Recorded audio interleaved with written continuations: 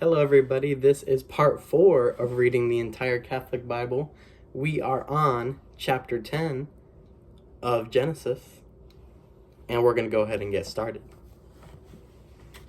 This is the Table of the Nations. These are the descendants of Noah's sons, Shem, Ham, and Japheth, to whom children were born after the flood. The descendants of Japheth, Gomer, Magog, Madai, Javan, Tubal, Meshech, and Tyrus. The descendants of Gomer, Ashkenaz, Depath, and Togarmah. I don't know how to pronounce those names, but I assume that's close enough. The descendants of Javan, Elisha, Tarshish, and Kittim, and the Rodanim. From these branched out are the maritime nations. These are the descendants of Japheth by their lands, each with its own language, according to their clans by their nations. The descendants of Ham, Cush, Mizraim, Put, and Canaan. The descendants of Cush, Seba, Havilah, Sabta, Ramah, and Sabteka. The descendants of Ramah, Sheba, and Dedan. That was probably a whole minute and a half of just butchering names, but you know what? I think that's fine. Cush became the father of Nimrod, who was the first to become a mighty warrior on the earth. He was a mighty hunter in the eyes of the Lord, hence the saying, like Nimrod, a mighty hunter in the eyes of the Lord. His kingdom originated in Babylon, Erech, and Akkad, all of them in the land of Shinar. From the land he went forth to Assyria, where he built Nineveh, Rehoboth-ir, and Calah, as well as Rensen between Nineveh and Calah, the latter being the principal city.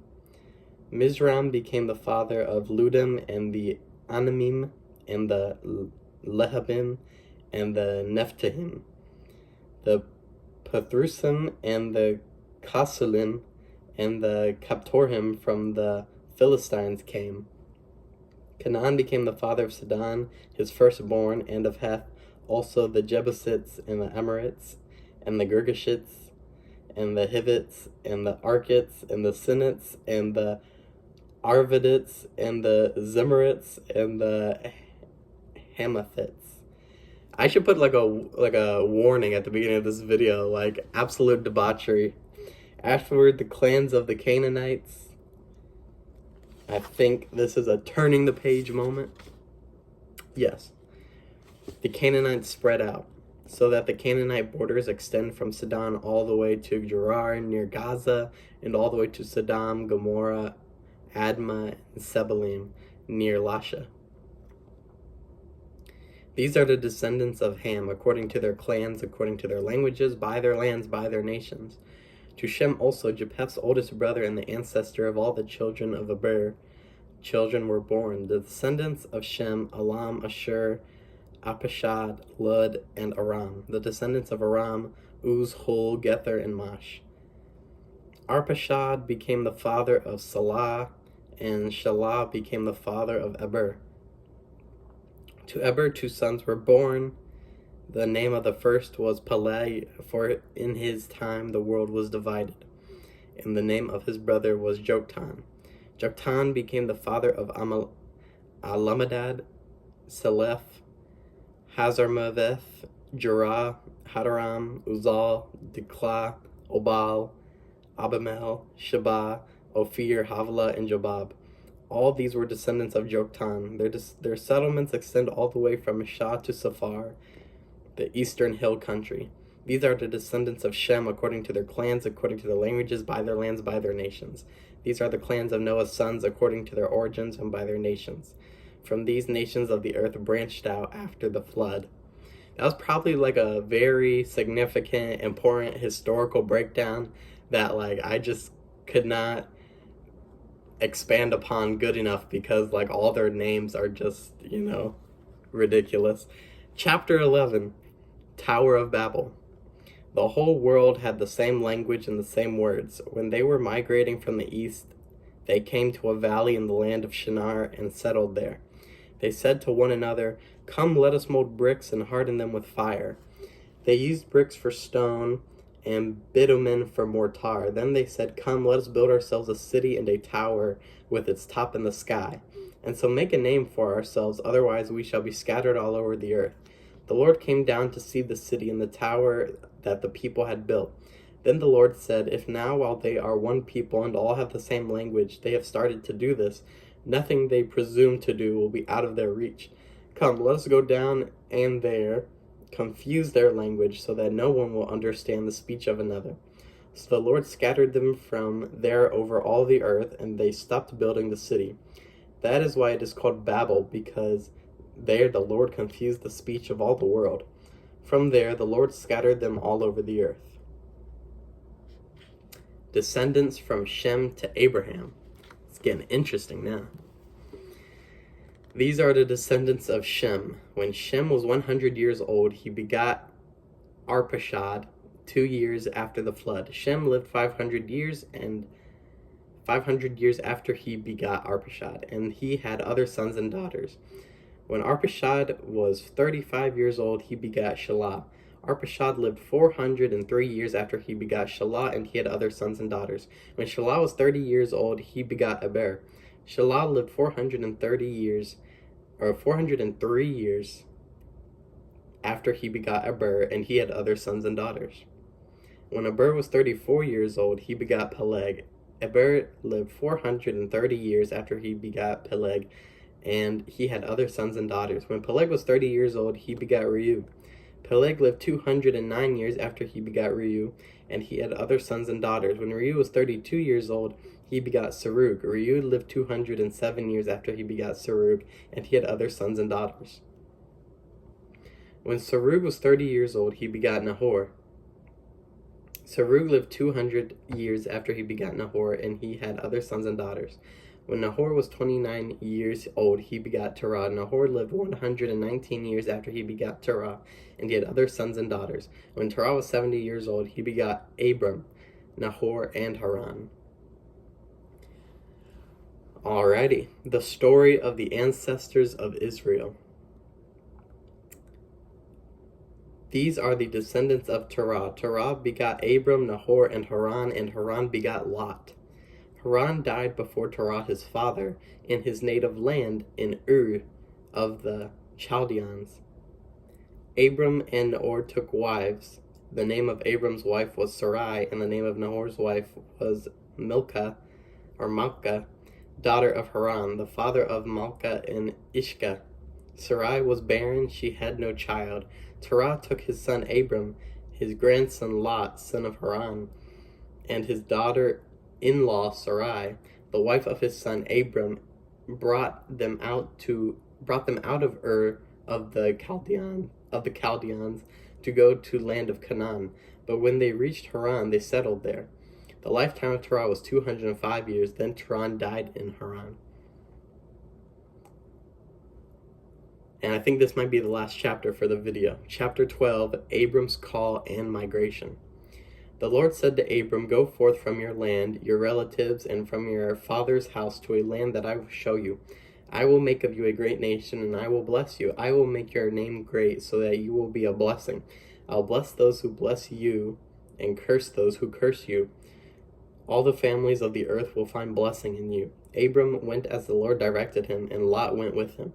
Abram was 75 years old when he left Haran. Abram took his wife Sarai, his brother's son Lot, all the possessions that they had accumulated, and the persons they had acquired in Haran, and they set forth for the land of Canaan. When they came to the land of Canaan, Abram passed through the land as far as sacred as Shechem, by the oak of Moreh. The Canaanites were then in the land. The Lord appeared to Abram and said, "To your descendants I will give this land." So Abram built an altar there, the Lord who had appeared to him. From there he moved on to the hill country east of Bethel, pitching his tent with Bethel to the west and Ai to the east. That's Ai. He built an altar there to the Lord and invoked the Lord by name. Then Abram journeyed on by the stages to the Negeb. Abram and Sarai in Egypt. There was famine in the land, so Abram went down to Egypt to sojourn there, since the famine in the land was severe. When he was about to enter Egypt, he said to his wife Sarai, I know that you are a beautiful woman. When the Egyptians see you, they will say, she is his wife, and they will kill me, but let you live. Please say, therefore, that you are my sister, so that I will fare well on your account, and my life may be spared for your sake. When Abram arrived in Egypt, the Egyptians saw that the woman was very beautiful. When the Pharaoh's officials saw her, they praised her to Pharaoh, and the woman was taken into Pharaoh's house. Abram fared well on her account, and he acquired sheep, oxen, male and female servants, male and female donkeys, and camels. But the Lord struck Pharaoh and his household with severe plagues because of Sarai, Abram's wife. Then Pharaoh summoned Abram and said to him, How could you do this to me? Why did you not tell me she was your wife? Why did you say she is my sister, so that I took her for my wife? Now here is your wife, take her and leave. Then Pharaoh gave his men orders concerning Abram, and they sent him away with his wife and all that belonged to him. You know, chapter 13 doesn't look too long, so let's actually sneak this in at the end of the video.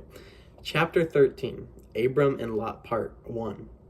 From Egypt, Abram went up to Negeb, and his wife and all that belonged to him, and Lot went with him. Now Abram was very rich in livestock, silver, and gold. From the Negeb he traveled by stages toward Bethel, to the place between Bethel and Ai, where his tent was formerly stood, the site where he had first built the altar, and there Abram invoked the Lord by name. Lot, who went with Abram, also had flocks and herds and tents, so that the land could not support them if they stayed together. Their possessions were so great, south, east, and west. All the land that you see, I skipped a part, hold on.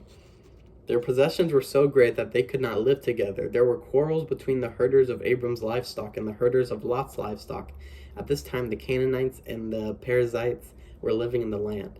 So Abram said to Lot, came British for a moment there, said to you, Lot, let there be no strife between you and me, or between your herders and my herders, for we are kindred. Is not the whole land available? Please separate from me. If you prefer the left, I will go to the right. If you prefer the right, I will go to the left. Lot looked about and saw how abundantly watered the whole Jordan plain was as far as Zoar. Like the Lord's own garden, or like Egypt, this was before the Lord had destroyed Sodom and Gomorrah. Lot therefore chose for himself the whole Jordan plain and set out eastward. Thus they separated from each other. Abram settled in the land of Canaan, while Lot settled among the cities of the plain, pitching his tents near Sodom. Now the inhabitants of Sodom were wicked, great sinners against the Lord.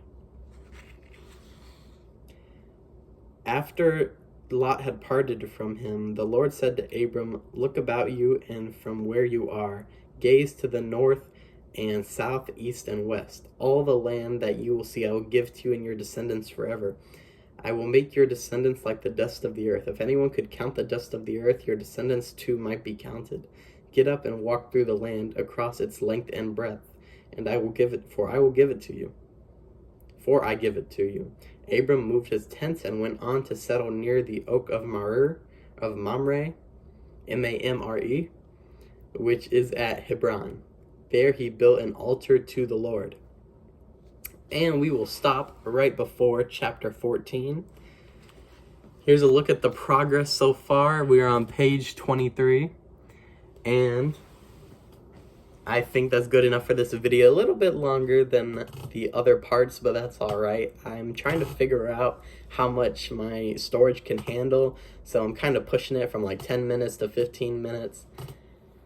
And I think we did just fine. So thank you everybody for watching, and until next time.